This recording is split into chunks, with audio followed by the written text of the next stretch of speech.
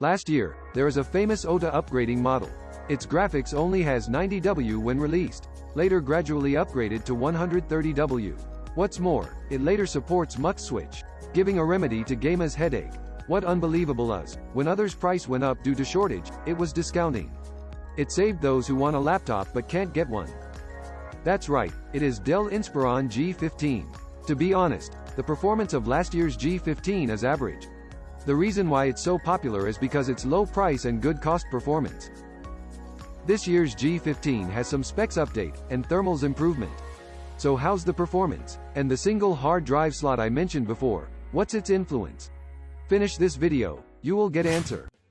Let's check the specs. It has an i7-12700H processor, 6P8E, 14 cores 20 threads, 130-watt RTX 3060, 28 gigs DDR5 memory 4800 MHz, 512 gigs Hynix BC 711 SSD, PCIe Gen 3, 15.6-inch screen 2K resolution, 99% P3 gamut, 240 Hz refresh rate, IPS panel. The model with these specs costs $1,400. Besides, it has a 1080p 165 Hz option starting at $1,200. This year's CPU and RAM have major iteration. The price of gaming laptop is higher. I think this price is acceptable. New G15 looks just like last general. Still looks like budget Alienware. The whole body is plastic, 2.63 kilos, 25 to 27.2 millimeters, still a chunky one. Base panel remains the same. Power is at upper right corner. Half-height arrow keys. Keycap font is coral, single color backlight. Touchpad is small. I/O is the same. 3 USB 3.2 General 1 Type A and a Thunderbolt 4. If only it had PD charge. Let's move on to the test. First is screen. LG panel, 99% P3. Volume is 100.8% P3. Coverage 95.5% P3. Gamma value is about 2.2. Average delta E 1.55. Max 2.96. This screen is also anti-Blu-ray. It does have less Blu-ray shorter than 450 nanometers. But it doesn't have color management, so oversaturation may happen when showing sRGB. The max brightness is 376 nits. Full brightness DC dimming. As for response time, BTW 9.1 milliseconds. GTG 11.9 ms.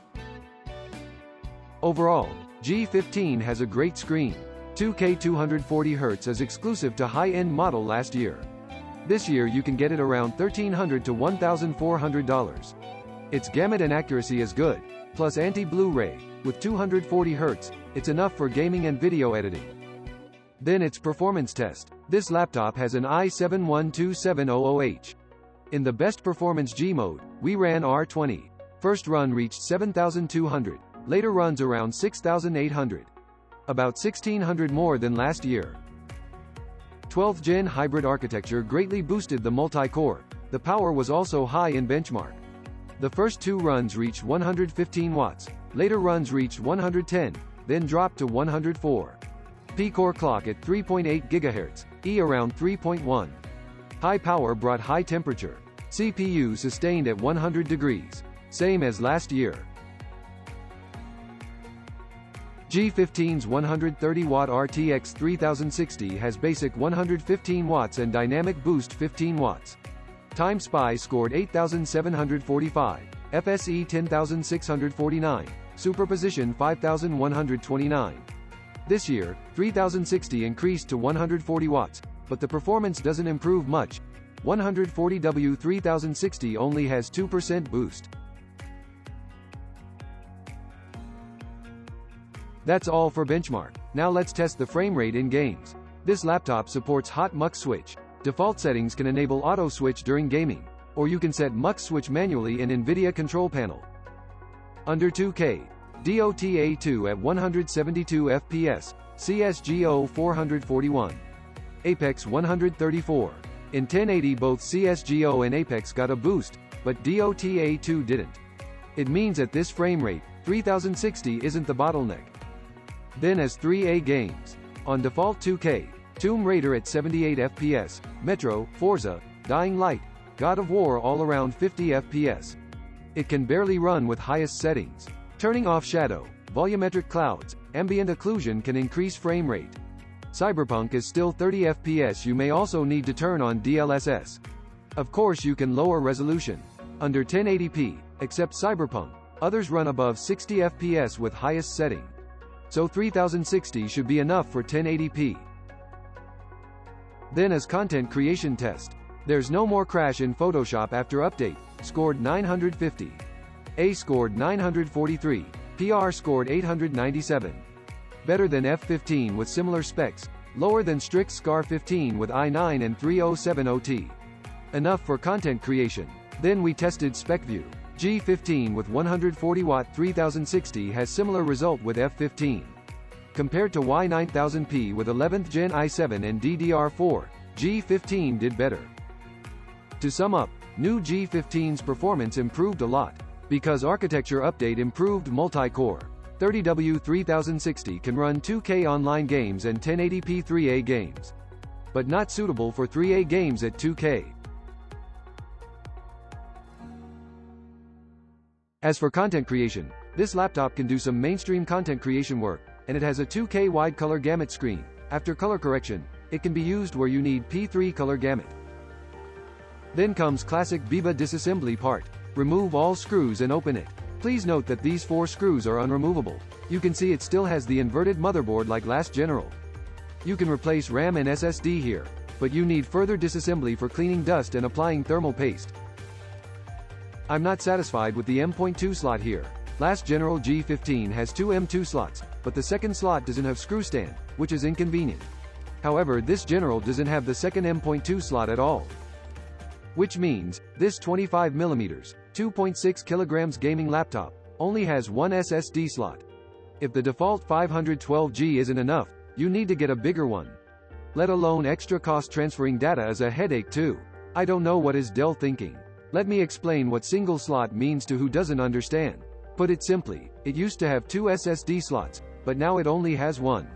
If you want to buy a gaming laptop and don't need to upgrade SSD, this won't be a problem for you. But if you need to upgrade, then you need to replace the stock SSD. Then let's check the stock SSD. Hynix BC711 PCIe Gen 3. It has a special 2230 configuration. Sequential read was around 3500, write around 2600. After sequential write 38 gigs, it ran short. Above the SSD is Wi-Fi card, Intel AX201. 8 gigs RAMs or Micron DDR5 4800 MHz, single rank 4 chips. Its read write and latency is better than F15. Not so different from single 16 gigs 8 chips RAM. 86 watt-hours battery lasts 5 hours 17 minutes in PCE Mark 10 Modern Office. 2 hours shorter than last gen, due to higher resolution and on-core power. Last, let's take off motherboard to check thermals. Take off the rear, and then remove all the wires and screws. It's a complicated process. Do not try this at home. You can see it still uses dual fans 4 heat pipes thermal module. But the fans have been upgraded to 12 volts 0.25A. It now has more and thinner blades, which will increase air intake. Then let's see its thermal performance. Temperature at 25 degrees, stress FPU. 30 minutes later CPU was at 100 degrees, 94 watts, IA power 86.8 watts, P at 3.6 GHz, E 3.0. In stress GPU, RTX 3060 was at 86 degrees, 130 watts, 1815 MHz. In dual test, CPU at 87 degrees, 37.8 watts, P and E both at 2.0 GHz. GPU at 86.4 degrees, 111.3 watts, 1717 MHz. Dual test in G mode, CPU power and clock didn't change. GPU dropped to 81.8 degrees, 123 watts, 1770 MHz. This is better than last general. Last dual test was 46 plus 109 watts. This general has lower CPU power, but total power is higher, core temperature is lower. However, I think this improvement is not enough. Is there a way to release more performance? Actually, there is. For regular 3060, in dual stress test, GPU should only be at 115W, but G15 was 37 plus 123W. GPU could have taken up CPU's power. so I ran another dual test with dynamic boost off. In the beginning it surged to 110 plus 115 watts. The stock adapter only has 240 watts. Such high power didn't last long. It began to drop after 15 seconds. 30 minutes later, CPU ran at 68 watts, close to 100 degrees, GPU 110 watts, close to 87 degrees. If the laptop is lifted, then CPU can reach 77 watts, 98 degrees, GPU 115 watts, 81.5 degrees. The total power was 192 watts. Then we measured the temperature. In G mode, the upper middle keyboard is the hottest. Hottest F7 is at 42.1 degrees. Commonly used keys are cooler. WASD around 33 degrees, spacebar 32, arrow keys 30.5. This is 3 to 4 degrees lower on average. The power went higher with dynamic boost off. Temperature went up 1 to 2 degrees.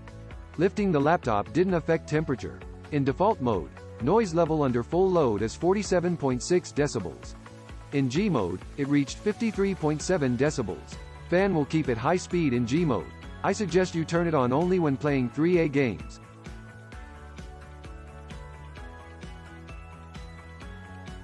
In conclusion, new G15's thermals improved. Total power increased. Core and surface are cooler, but louder in G mode. There are gains and losses. By the way, the dynamic boost is not reasonable. GPU will take up CPU power. I believe now you have an understanding of this laptop. As usual, 3 pros and cons for you. First, performance improved a lot. With new fans, G15 got better performance. With G mode on, GPU no longer hits thermal throttling when laid flat. And it can reach 192 watts total power. There's space for improvement.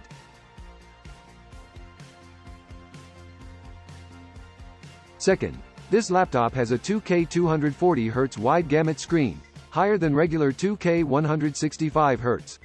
And its gamut, accuracy, and response are all good. With anti-Blu-ray, it's a comprehensive screen. Third, balanced specs and price. This laptop was starting at $1,400. With mainstream performance and specs, it's not expensive since now gaming laptops are overpriced. And it has a 1080p 165Hz option starting at $1,200. That's all for pros, then come cons. First, it only has one M.2 slot, which means poor scalability. This is such a shame. The overall performance is good, but it only has one slot. This will affect those who want to upgrade their storage. Honestly, that's sad. Second, keyboard layout is not good. Still the half-height arrow keys.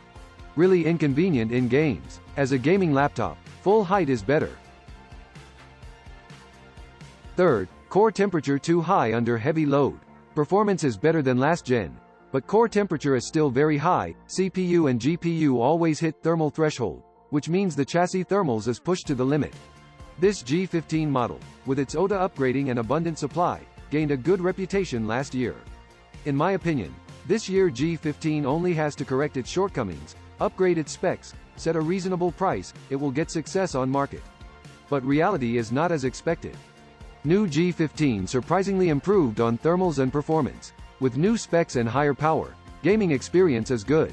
Meanwhile it has a 2K 240Hz high-end edition. But its scalability is worse than last general. Phew, if you are those who don't want to upgrade, or you don't care about it. Then G15 has balanced specs and reasonable price, suitable for gamers that need a gaming laptop. But be careful, AAA games under 2K high settings are heavy for 3060. At lower resolution, the image will be obscure because of scaling. For AAA games with ultra settings, I recommend the 1080p 165Hz edition. Alright, that's all for this video. If you enjoy this video, please hit like and subscribe. If you want to interact with me every day, you can follow us on WeChat official account. I will talk about a laptop there every day. This laptop may be worth it or not, but we only have one single purpose, to share information and provide guidance. This is BIBA Review Studio. I'm Jawan. I'll see you in the next video. Bye.